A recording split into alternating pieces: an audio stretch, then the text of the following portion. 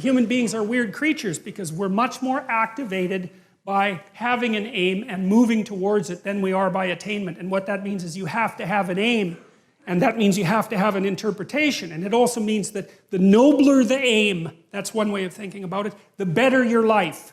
And that's a really interesting thing to know because, you know, you've heard ever since you were tiny that you should act like a good person and you shouldn't lie, for example. And you might think, well, why the hell should I act like a good person and why not lie? I mean, even a 3-year-old can ask that question because smart kids learn to lie earlier, by the way. And they think, well, why not twist the fabric of reality so that it serves your specific short-term needs? I mean, that's a great question. Why not do that? Why act morally? If you can get away with something and it brings you closer to something you want, well, why not do it? These are good questions. It's not self-evident. Well, it seems to me tied in with what I just mentioned. It's like you destabilize yourself and things become chaotic. That's not good. And if you don't have a noble aim, then you have nothing but shallow, trivial pleasures. And they don't sustain you. And that's not good because life is so difficult, it's so much suffering, it's so complex. It ends and everyone dies and it's painful. It's like without a noble aim, how can you withstand any of that? You can't. You become desperate, and once you become desperate, things go from bad to worse very rapidly when you become desperate. And so there's the idea of the noble aim, and it's not something, it's something that's necessary. It's the bread that people cannot live without, right? That's not physical bread. It's the noble aim. And what is that? Well, it was encapsulated in part in the story of Marduk. It's to pay attention, it's to speak properly, it's to confront chaos, it's to make a better world. It's something like that. And that's enough of a noble aim so that you can stand up without, cringing at the very thought of your own existence so that you can do something that's worthwhile to justify your wretched position on the planet. So now the literary issue is that, look, you take a text, you can interpret it a variety of ways, but that's not right. This is where the postmodernists went wrong, because what you're looking for in a text, and in the world for that matter, is sufficient order and direction. So then we have to think, well, what does sufficient order and direction means?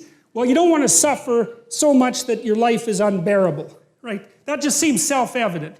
Pain argues for itself. I think of pain as the fundamental reality because no one disputes it, right? I mean, even if you say that you don't believe in pain, it doesn't help when you're in pain. You still believe in it, right?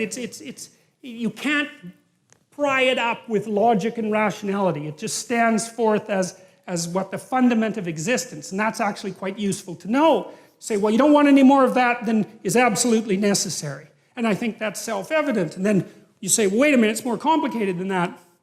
You don't want any more of that that's necessary today, but also not tomorrow and not next week and not next month and not next year. So however you act now, better not compromise how you're going to be in a year, because that would just be counterproductive. That's part of the problem with short-term pleasures, right? It's like act in haste, repent at leisure. Everyone knows exactly what that means. So you have to act in a way that works now and tomorrow and next week and next month and so forth. And so you have to take your future self into account.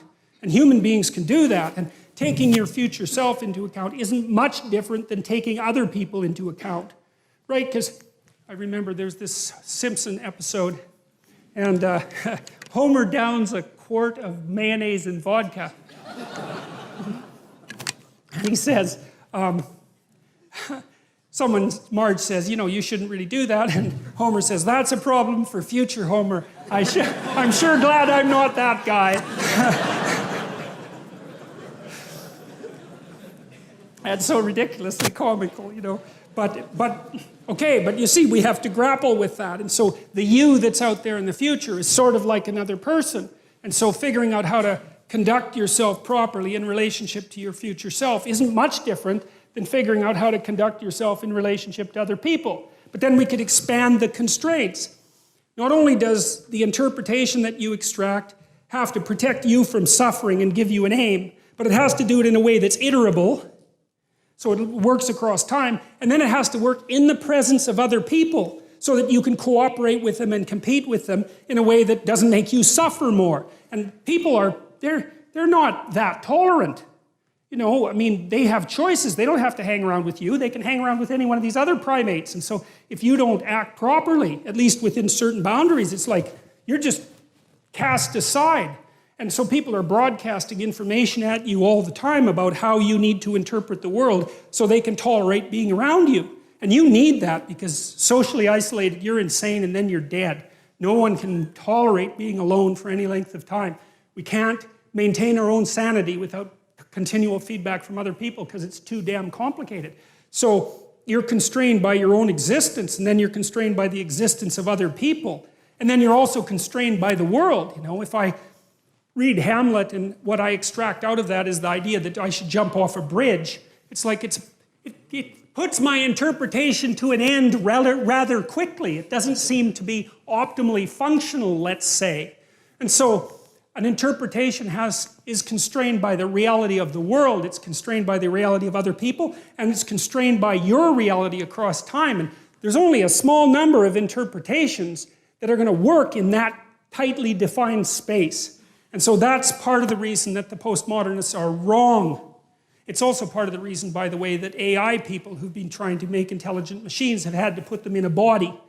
Is it turns out that you just can't make something intelligent in some sense without it being embodied. And it's partly for the reasons that I just described, is you need constraints on the system so that the system doesn't drown in an infinite sea of interpretation. It's something like that. So that's the literary end of it. Moral. Well, morality for me is about action. And I'm an existentialist in some sense, and what that means is that I believe that what people believe to be true is what they act out, not what they say. And so there's lots of definitions of truth. I mean, truth is a very expansive word, and you can think of objective truth. But behavioral truth isn't the same as objective truth. What you should do isn't the same as what is. As far as I can tell, people debate that. But I think the reason that that has to be the case is because, think about it this way. You're standing in front of a field, and you can see the field. But the field doesn't tell you how to walk through it. There's an infinite number of ways you could walk through it.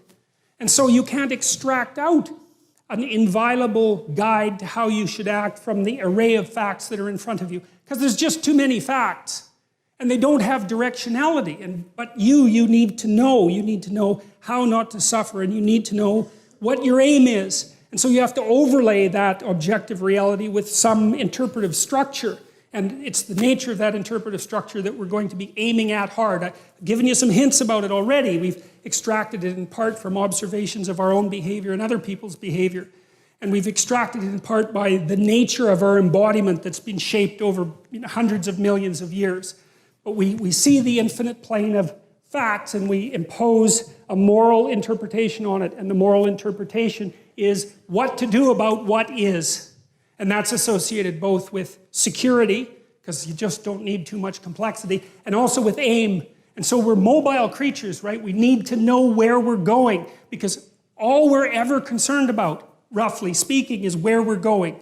That's what we need to know. Where are we going? What are we doing and why? And that's not the same question as what is the world made of objectively. It's a different question, it requires different answers. And so that's the domain of the moral as far as I'm concerned, which is, well, what are you aiming at? And that's the question of the ultimate ideal in some sense. Even if you have trivial little, fragmentary ideals, there's something trying to emerge out of that that's more coherent and more integrated.